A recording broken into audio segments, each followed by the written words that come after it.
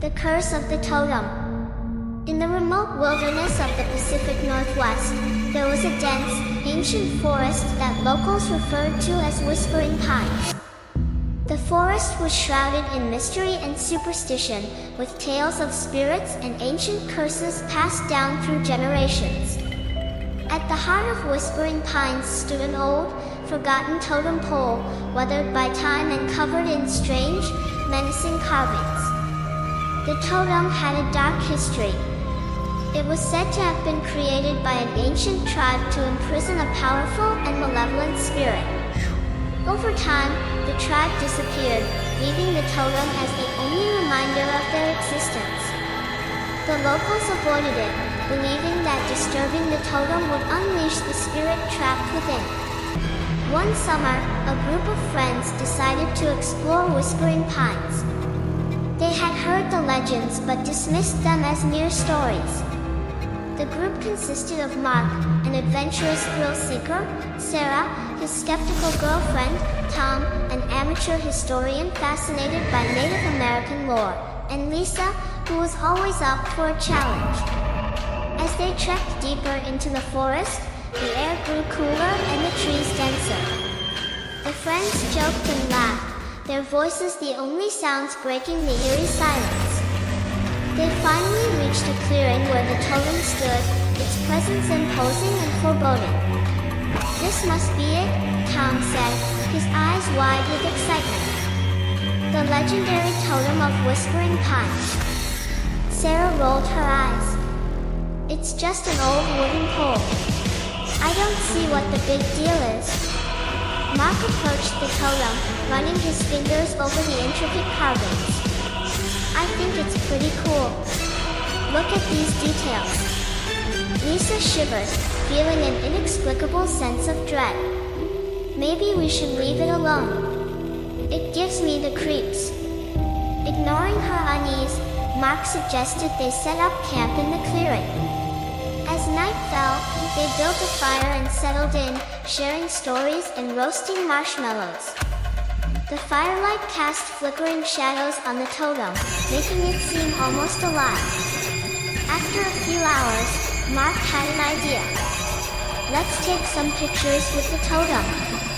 It'll make for great memories." They posed in front of the totem, snapping pictures and laughing.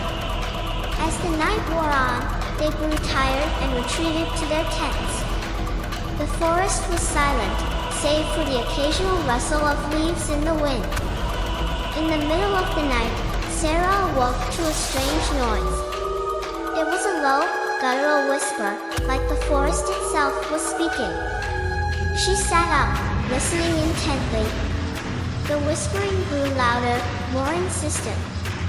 She crept out of her tent and saw that the totem was glowing with an eerie, greenish light. "Mark? Tom? Lisa?" she called out, but there was no response. She approached the totem, the whispering now deafening. As she reached out to touch it, a cold, invisible force knocked her to the ground. She looked up to see a dark figure emerging from the totem, its eyes glowing with malevolent intent. Sarah screamed, waking the others. They rushed out of their tents, horrified by what they saw.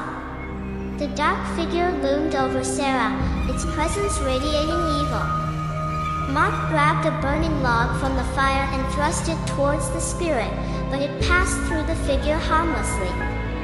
"We need to get out of here," Tom shouted, pulling Sarah to her feet.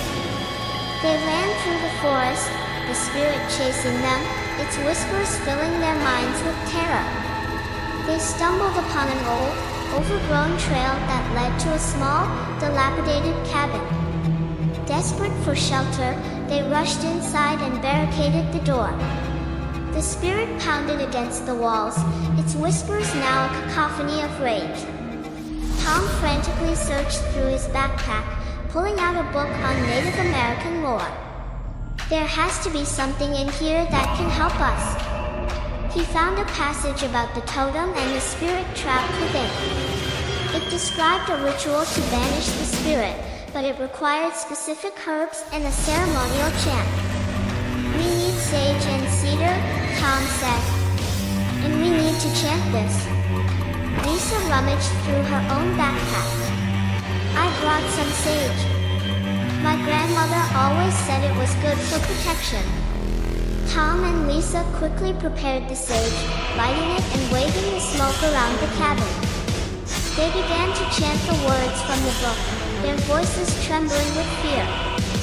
The spirit's assault on the cabin grew more intense, but as the smoke filled the air and the chant continued, it began to weaken. The spirit howled in fury, its form flickering like a dying flame. With one final, anguished scream, it dissolved into the air, leaving the forest silent once more.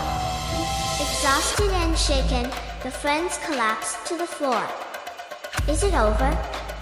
Sarah whispered. I think so, Tom replied, his voice unsteady. But we need to leave this place. The totem should never be disturbed again.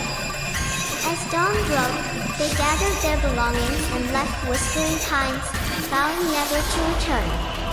The totem stood silently in the clearing, its carvings now dark and lifeless. The legend of Whispering Pines and its cursed totem lived on, a warning to all who dared to venture into the heart of the ancient forest.